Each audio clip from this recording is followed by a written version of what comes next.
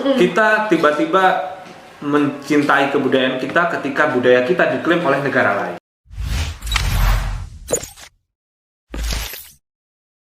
Halo anak Indonesia, kembali lagi di Ruang Mahasatu. Nah, kali ini Lala sudah bersama dengan Mas Fani. Halo. Nah, kali ini kita akan berbincang-bincang mengenai wisata dan budaya dalam kolerasi kehidupan anak. Namun sebelumnya Lala mau tanya-tanya nih ke Mas Fani. Mas Fani, apa kabar? Alhamdulillah baik. Oke, ini selama pandemi COVID-19 ini ya Mas ya, ngapain aja nih kegiatannya, rutinitasnya di rumah? Ya apa ya, bekerja. Soalnya kan pekerjaan ada jadi satu sama rumah. Jadi mau tidak mau setiap hari mau pandemi nggak pandemi harus tetap produktif. Tetap di rumah ya, Iya. work from home ya. Oke, dan kali ini pembahasan kita seru banget karena Mas Fani ini menurut saya salah satu inspirasi saya di budaya maupun wisata di Kota Batu nih. Oke, kali ini kita akan membahas tentang wisata dan budaya dalam kolerasi kehidupan anak. Menurut Mas Fani sendiri, apa ya definisi wisata dan budaya dalam pandangannya Mas Fani? Pertanyaan berat ya, sebenarnya kalau bicara definisi. Tapi kalau mengacu pada Undang-Undang Nomor 10 Tahun 2001 tentang Undang-Undang Kepariwisataan ya, Undang-Undang Kepariwisataan kan, pariwisata itu adalah salah satu kegiatan di mana perpindahan seseorang dari satu tempat ke tempat yang lain, dari rumahnya ke tempat yang lain dalam rangka untuk mencari hiburan yang pertama, kemudian yang kedua untuk melakukan studi terhadap sesuatu hal. Kemudian kalau bicara masalah budaya kan berasal dari dua akar kata, budi dan daya. Budaya itu diciptakan oleh manusia itu sendiri. Jadi tidak ada budaya yang kemudian menjadi oh ini budaya ciptaan dari Yang Maha Kuasa. Itu tidak ada, karena sejatinya budaya itu adalah ciptaan dari manusia itu sendiri. Jadi budaya adalah bagaimana akal, pikiran, dan pola perilaku kehidupan manusia itu yang kemudian tercermin menjadi salah satu kebiasaan. Oke, jawabannya cukup seru ya Mas ya, cukup panjang juga. Kita tahu bahwa Mas Fani ini punya sejuta prestasi dalam bidang pariwisata yang pastinya udah gak diraguin lagi. Masih bisa diragukan? Oh, masih bisa ya Pak? Bisa, baik. Nah, kalau menurut Mas Fani sendiri sih, apa ada hubungannya antara wisata dan budaya? Ada hubungannya. Apa itu?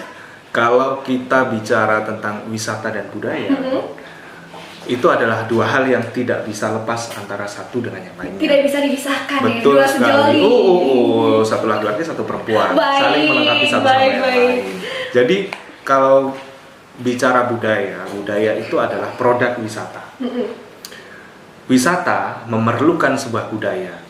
Sebuah wisata jika tidak terdapat budaya di sana tidak dinamakan sebuah wisata. Jadi kita mengenal namanya 3A dalam konsep pariwisata ya. Yang pertama ada atraksi, kemudian ada akses, dan yang ketiga amenitas. Nah, bicara masalah atraksi itu harus ada yang namanya budaya di sana. Paham? Paham ya? Paham, bisa dipahami. Kalau misalkan contoh Contohnya? misalkan saya contohkan kampung wisata Kungku. Oke. Budaya apa di sana? Kita jangan muluk-muluk bicara budaya itu mengenai seni tradisi yang harus menari, kemudian ada di sana pentas seni dan lain sebagainya. Bukan, jangan berbicara terlalu jauh. Budaya bisa kita katakan ketika itu adalah satu kebiasaan dari masyarakat yang tinggal di suatu tempat tersebut. Misalkan budaya yang ada di Kungku adalah budaya bercocok tanam. Itu bisa dimasukkan. Itu bisa menjadi salah satu identitas budaya masyarakat di Desa Kungku ya, Iya. Kampung Wisata Kungku. Kemudian yang kedua tadi akses ya. Akses. Kita coba runtut sekarang. Akses kalau dari Jakarta misalkan. Saya orang Jakarta mau ke Kampung Wisata Kungku nih, mau belajar pengolahan keripik apel atau jenang apel misalkan. Dari Jakarta saya bisa naik pesawat dari Bandar Udara Internasional Soekarno-Hatta atau Halim, turunnya di Bandar Udara Abdurrahman Saleh. Misalkan kalau tidak ada penerbangan bisa turun di Surabaya. Dari Surabaya, misalkan turun dari Surabaya ke Batu naik apa? Naik mobil, ada kan, ada taksi, kemudian ada travel. Kalau misalkan mau menghemat biaya seminimal mungkin kan bisa itu naik bus Damri ke mana namanya Bungurasi, kemudian dari Bungurasi ke Arjosari, dari Arjosari dilanjutkan bisa pesan Grab atau Gojek atau mungkin naik angkot ya, Angkot ada. bisa sampai nanti ke Kungku. Kemudian diakses di Kungku bagaimana? Oh, dari antara Gapuranya. gapuranya sudah ada. Di sebelum gapura itu kan ada jembatan. Oh, jembatannya masih bagus, masih layak dan masih bisa untuk dilewati. Itu juga termasuk dalam salah satu yang dinamakan akses. Kemudian yang terakhir adalah amenitas.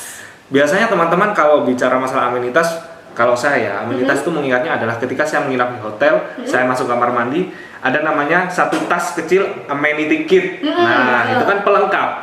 Amenitas itu adalah daya dukung yang harus ada di suatu destinasi pariwisata. Misalkan saya nggak cukup nih belajar pengolahan apel atau belajar wisata budaya yang ada di kampung wisata Kungku itu selama setengah hari atau satu hari itu nggak cukup. Saya perlu tiga hari menginapnya 2 malam. Di sana ada apa? Ada homestay. Ada homestay banyak banget ya, homestay di Kungku. Kemudian kalau misalkan mau mencari hotel, ada hotel yang dekat dengan Kungku, ya cuma 500 meter atau 1 kilometer sudah ada kan, sudah tersedia fasilitas-fasilitas di sana. Minimal amenitas yang ada di sana adalah mulai dari tempat sampah, kemudian kamar mandi umum, tempat cuci tangan, ya, apalagi. Nah, sekarang kan lagi pandemi ya, harus kan semua orang harus punya tempat cuci tangan di tempatnya masing-masing.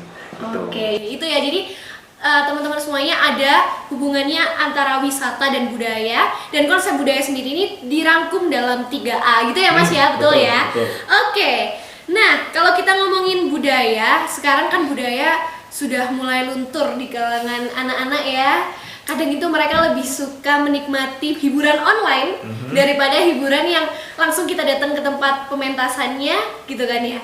Kalau menurut Mas Fani, pandangan Mas Fani sendiri, untuk kita sendiri sebagai anak-anak untuk mencintai budaya itu apa sih rasa yang harus kita tumbuhkan gitu?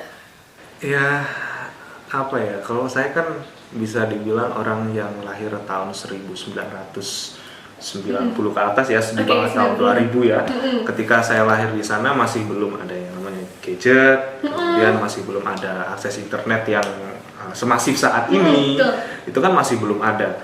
Kalau saya zaman dulu bagaimana cara mencintai kebudayaan adalah mau tidak mau setiap hari teman-teman itu kadang bermain seputar kebudayaan. Misalkan ada yang bawa bantengan kalau zaman dulu, kemudian ada yang bawa reog dan sebagainya dulu. Melalui akses apa ya, kalau dulu VCD ya, kalau sekarang DVD. Ya kalau zaman saya dulu kan VCD, ya, saya udah tua sebenarnya.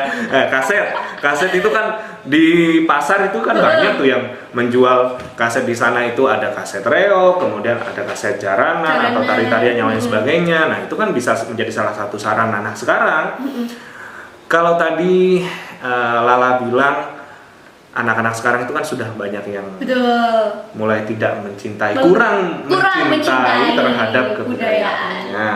Nah, biasanya rasa mencintai kebudayaan itu memang tumbuh dari lingkungan keluarga.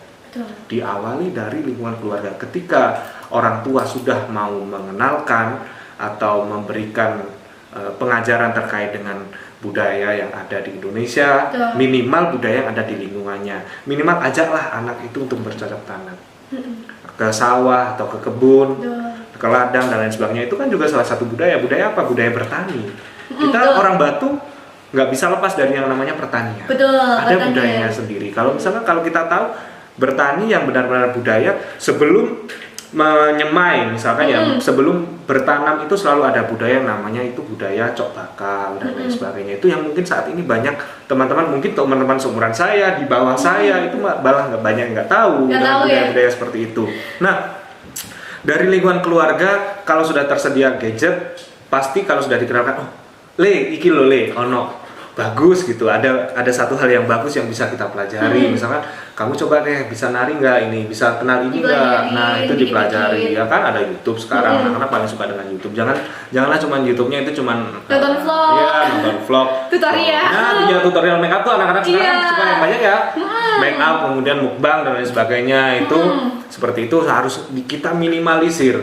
Nah, sedangkan kalau mengatasi anak-anak yang sudah mulai agak dewasa tentang masalah kecintaan dan terhadap kebudayaan mereka, itu tentu salah satu jalannya adalah melalui institusi pendidikan yang ada. Sekolah mau tidak mau harus ada yang namanya muatan lokal. Muatan lokal tentang apa? Tentang kebudayaan, misalkan ada karawitan, Betul. kemudian ada lagi ekstrakurikuler menari Tari dan tradisional.